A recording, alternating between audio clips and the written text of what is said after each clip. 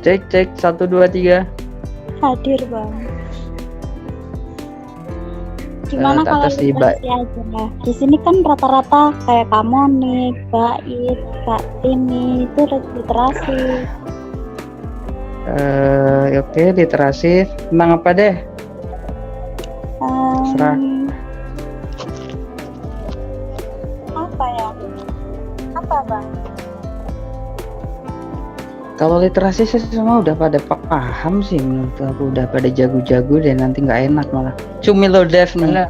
Cumilo Dev. Benar udah jago. Kalau udah jago tak cek mau nggak? Tak tes. Oke. Apa tuh? Coba tes yang lain. Sekarang gini. Marketingnya bang. Cara jadi moderator. Oke, tak ambil semuanya ya. Sekarang gini, kalian cara jadi moderator dadakan walaupun itu tanpa tema. Nah, tapi secara background kalian udah tahu nih semua di dalam literasi. Nah, pengen marketing. Nah, sekarang katanya aku pengen kepo nih. Kan katanya udah jago marketing nih. Aku cuma pengen Bukan nanya aja sejauh mana. Udah jago literasi ya? Ya kayaknya sih, yang lain-lain kalau aku mah masih nobi. Tuh. Tadi katanya jago, sekarang yang lain abang. Ini kan moderator ya, aku tuh. Iya kan aku nanya, kamu pengen apa gitu? Kan aku pengen belajar apa? Iya, gitu. Aku mau tanya tentang marketing. Kenapa harus marketing? Kan abang jago di situ. Ya harus. Nanti literasi. Yaudah, gini aja deh. Oke, literasi. Kita masuk ke tema literasi aja ya. Ya perjanjiannya gimana? Ya kamu kuat nggak dengan pendapatmu, dengan idemu? Salah satu literasi itu kan gini. Gini aja deh bang. Apa sih? Sekarang gini aku nanya deh. Aku nanya ke kamu. Kenapa literasi itu yang diangkat apa? Tentang banyak sih sebenarnya, nggak hanya tulis menulis deh. Nah, iya maksudnya literasi. Setuju nggak kalau aku misal ketika orang literasi, ketika orang terjun di dunia menulis, dia itu mengangkat sebuah ide pokok. Setuju. Setuju ya. Kenapa ide itu harus diangkat? Misalnya tentang kamu nulis nih. Kamu misalnya tulis tentang A, ide pokok A. Nah, pertanyaannya kenapa ketika kamu nulis itu ya kamu harus nulis tentang ide A itu gitu loh. Pernah nggak kepikiran tentang di situ? Ini kan kita basically ya, literasi kan tentang apa itu tulis, entah apa itu puisi, entah itu pantun, entah itu novel, entah itu cerpen, entah itu bahkan yang sastra terkait sastra Arab pun ataupun yang lain lah, yang gampang, yang bisa kita cerna atau yang sehari-hari, cerita-cerita pendek yang bersambung kan itu kan dia pasti yang ada ide pokok yang diangkat kan, ada cerita yang diangkat, ada topik yang pengen diangkat, ada isu yang ingin dia sampaikan, dan setiap orang penulis itu pasti pengen mengangkat itu. Dan ketika dia tertanya kenapa dia pengen mengangkat itu, nah itu kan tak simbolkan kenapa dia harus mengangkat tema isu itu gitu kan. Nah ini udah nyantai ya. Nah pertanyaanku kayak gitu, sejauh mana literasimu tuh sudah diuji gitu kan? Apakah hanya sebatas aku literasi karena aku menulis, aku literasi karena aku belum sudah nerbitin buku gitu kan? Nah simple aja itu kan, buku tulisan apa itu pasti mengangkat satu tema, satu ide pokok. Nah permasalahannya atau yang ingin saya permasalahkan itu, kenapa seorang literatur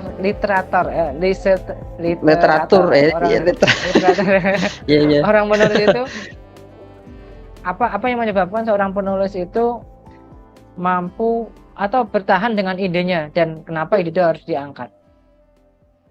Misalnya Tireli tentang kisah tentang kehidupan dia. Kehidupan kan dia ya, yang bagus tuh aku kemarin yang lihat behind-the-scene-nya itu tentang kita.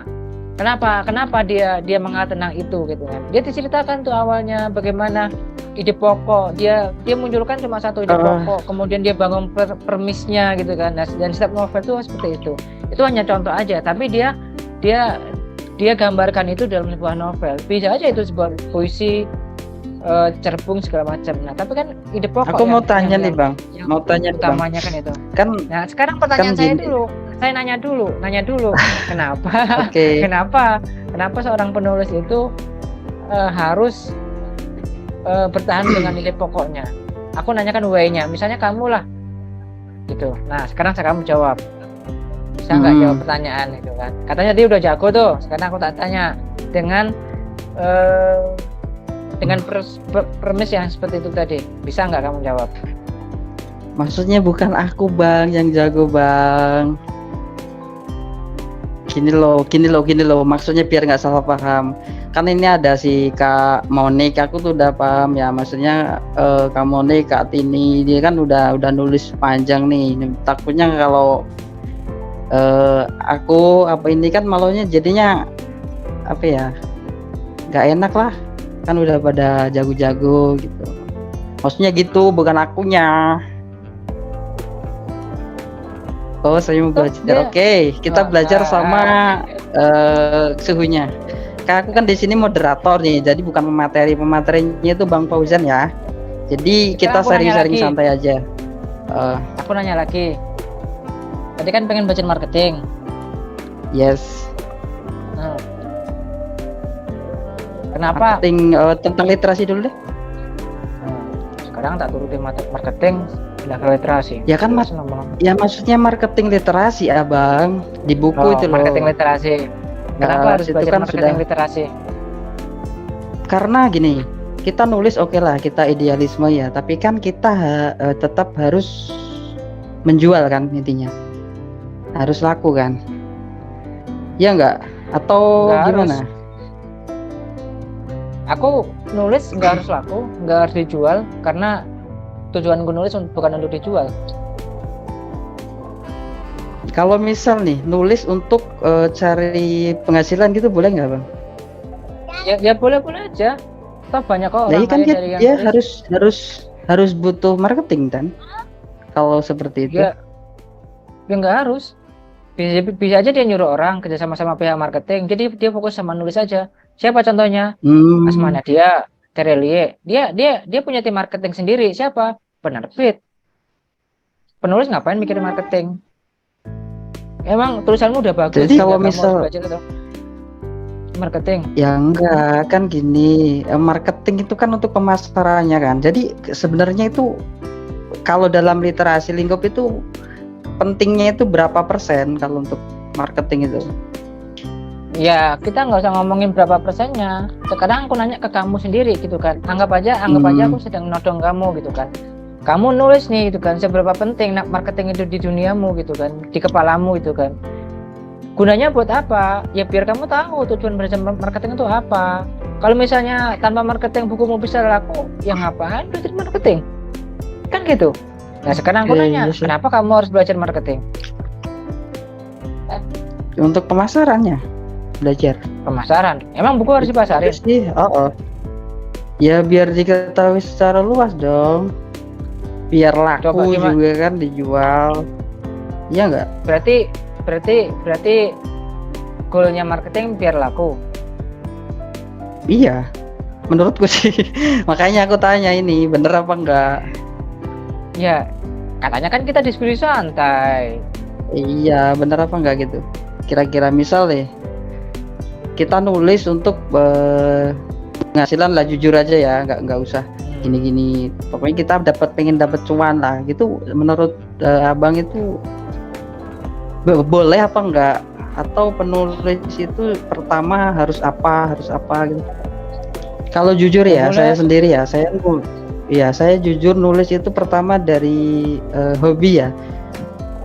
Jadi kalau sudah hobi itu susah Bang. Jadi misal kayak Abang nih, hobinya hobi nyanyi. Kalau nggak disuruh nyanyi, nggak nyanyi ya kan kayak tersiksa gitu. Nah itu pertama hobi. Kedua mungkin ingin berbagi ya. Jadi ide apa yang saya punya, saya pelajari, saya pikirkan, saya resahkan seperti itu tuh pengen saya bagi. Yang ketiga itu pengen cari rezeki. Rezeki itu nggak hanya ini ya, nggak hanya uang doang, tapi kan bisa kayak kenal relasi sesama penulis dan sebagainya, penerbit, itu kan juga rezeki. Gitu sih Bang kalau menurut aku.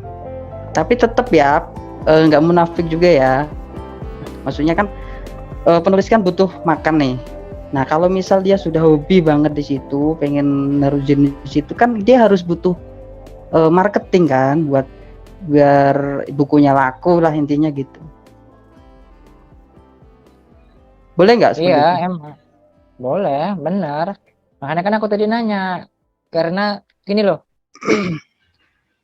pertanyaan itu sebuah pertanyaan ketika dijawab itu akan menghasilkan jawaban. Nah, jawaban itu lagi. akan mempresentasikan otak daripada orang yang menjawab. Dan dari jawaban itu kita akan tahu tuh seberapa serius dia untuk belajar, seberapa serius dia untuk melangkah, sehingga nanti kedepannya tuh enteng. Nah, makanya kan sebelum jauh-jauh ke ini, aku nanya kenapa lu belajar marketing.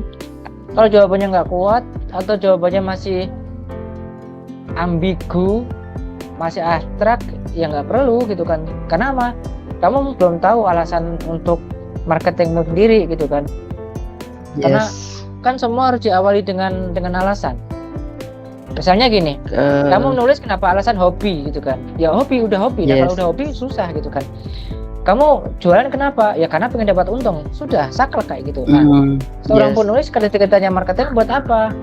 Ya jawabannya akan relatif, akan banyak. Ya memang goalnya salah satu biar kejual. Tapi jangan muluk-muluk dulu deh. Karena marketing kan itu nanti ada branding, ada selling. Yang mana ya kalau seorang penulis itu lebih dikuatkan di branding aja dulu, di marketing branding, bukan marketing selling. Selling itu nanti gitu kan. Ada caranya sendiri. Makanya kan di situ marketing, memarketingkan kan. Goalnya tuh apa dulu gitu kan, terjual. Nah step untuk terjual tuh apa? Misalnya bukumu, aku pengen buku ini dijual. Sekarang aku nanya, kenapa orang harus beli bukumu? Yes itu. Nah, kenapa? Misalnya kamu punya buku, ya, kamu deketin buku, kamu nawarin ke aku, bang beli bukumu. Sekarang aku terus tanya, kenapa aku harus beli bukumu? Kamu jawabnya apa? Bagus. Emang kamu siapa, gitu kan? Nah iya makanya itu berarti langkah pertama itu sebelum menuju ke marketing itu harus dia branding dulu ya bang ya? Ya enggak, kamu harus tahu alasan kamu menulis itu untuk apa, tema yang kamu angkat itu untuk apa. Makanya tadi aku awali dengan ide pokok. Jadi tema yang kamu angkat ini kamu benar-benar sudah riset belum sih? Di situ kita ada riset kan. Maksud riset itu apa? Setiap orang nulis apapun itu, dia kan mengangkat satu tema. Nah temanya ini benar-benar dia pilih secara serius atau sembarangan. Dia punya alasan yang deep enggak sih? Maksudnya deep itu apa? Alasan yang benar-benar kuat sehingga dia harus menulis gitu loh. Sehingga itu dia harus realisasikan dalam bentuk tulis buku, utuh buku bisa gitu loh misalnya. Dia benar-benar harus.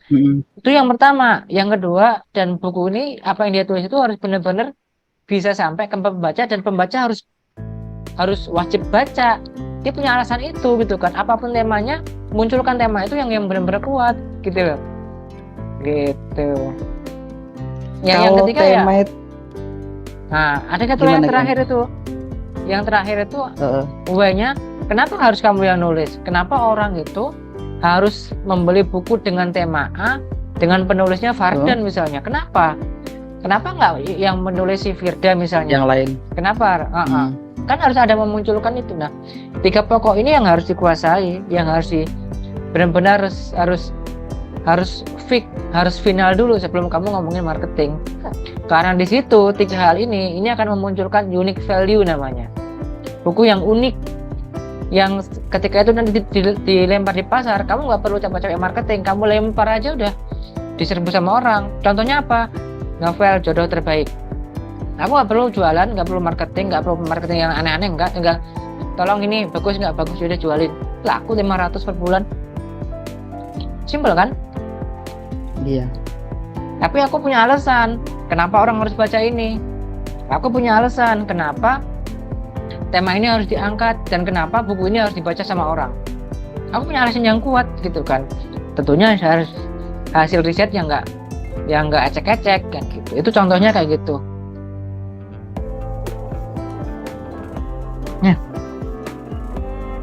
Kalau biasanya abang itu kalau riset itu bagaimana bang langkah-langkahnya? Apa harus dibuat ini rambunya gitu outline atau kita gimana? Halo? Nah kalau itu panjang. Karena gini, itu nggak bisa sekali dua kali bikin konsep dari hasil satu riset Langsung jadi terus gitu ya? fiksasi nggak jadi. Itu nggak bisa. Kecuali saya. Kalau saya bisa sekali. Saya lempar ke orang, jadi deh buku. Iya, kalau setiap orang kan beda-beda bang kapasitas.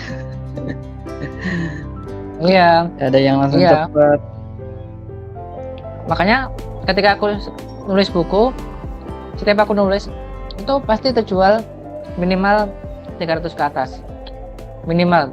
Semua judul bukuku pasti minimal terjual di angka itu, minimal. Itu menurut abang ya, kira-kira kok bisa terjual gitu pertama apa kuncinya? Ya riset, temanya yang kita angkat tuh benar-benar siap diterima oleh masyarakat. Yang paling apa ya? Yang membuat orang mau beli itu bang? Ya temanya lah, topik yang diangkat lah.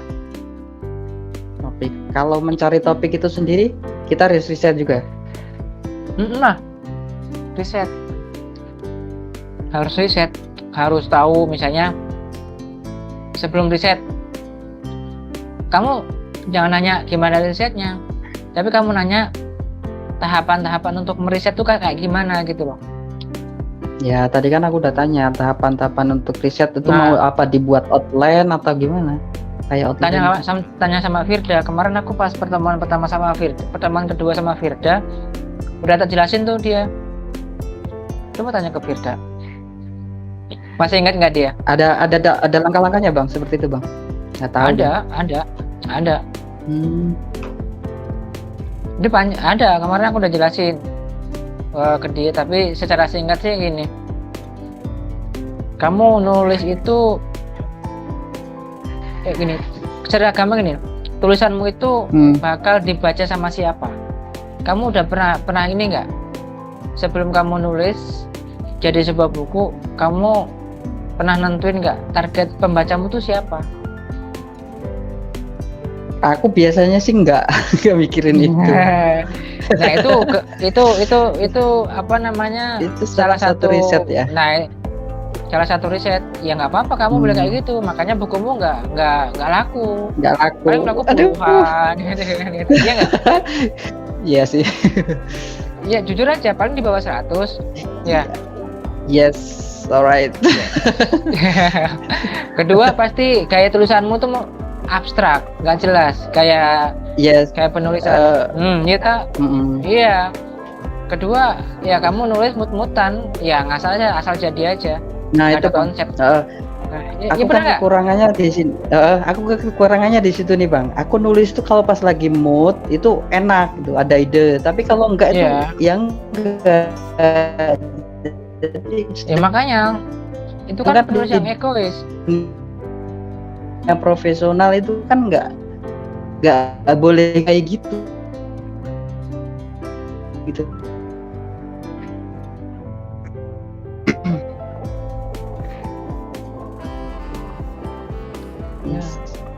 Itu masih mood-moodan aja sih kalau pas moodnya.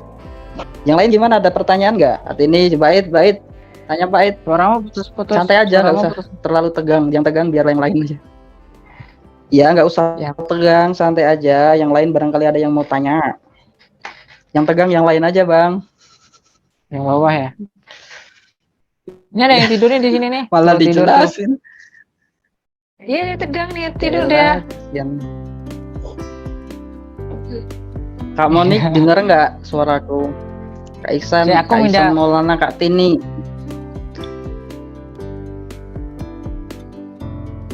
Baik, kita malah jadi kayak duo nih Bang, maksudnya Ya nggak apa-apa. debat doang nih, Dia- yang lain nggak ada interaksi. Nggak apa-apa. Yang penting kan direkam, kita upload, buat konten. Oh gitu niatnya. Oke. Sekarang aku tanya nih ke Firda. Firda mana? Dengar Kak. Oke, siap. Hadir. Fir, Dan kemarin katanya Pak Amin ini langkah-langkahnya outline, outline apa namanya, riset nih. Bisa ini enggak dijelaskan nggak? Halo. Kita main kata kunci ya Pak Men. Pengen belajar. Pak Men. Kan malah ketawa. Ya. Biarin dia kayak gitu mah. ya biar aja. Sini kita ketawa. Bingung mau nanggapi soalnya obrolannya luar galaksi apa luar apa nih? Ntar tak lihat. Oh luar biasa, wih Pak Amin keren. Dia keren loh. Aku pengen ya, aku niatku saat ini tuh jujur aja ya, pengen menguras semua ilmunya. Jadi sampai dia nggak punya ilmu. Ya Pak Men, cuman dia ini orangnya agak susah kalau nggak dipancing tuh. Nah. Ayo Fir, lanjut Fir.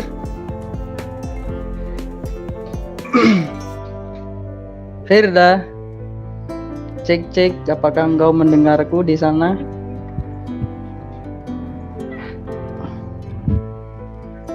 Apa nih? Ini loh tadi loh tentang apa namanya? Kan aku lupa kan. Tentang riset itu loh. Kan kamu udah dikasih ilmunya nih. Ya, riset Dibagi. itu tentang misal kita ada satu tema kan.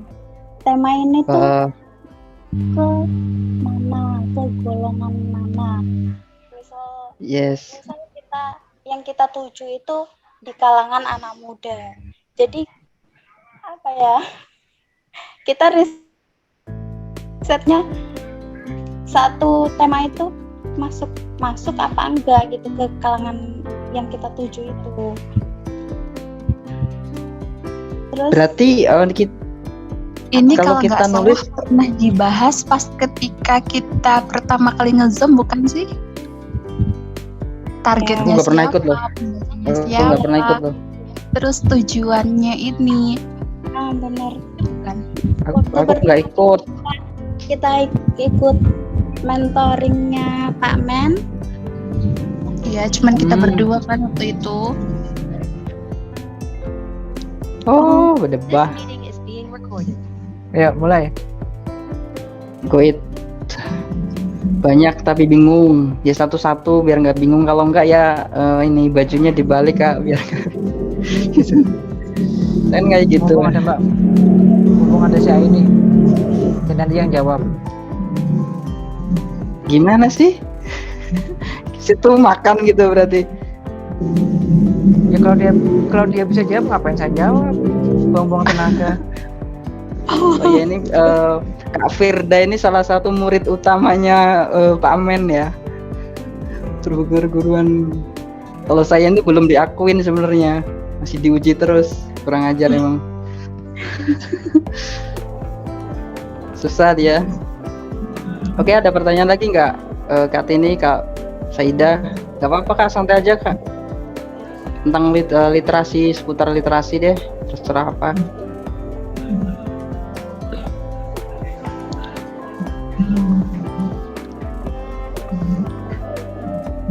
Ayo. Nanti keburu dia tidur loh. Wah, pantesan Kak, keren banget nolong.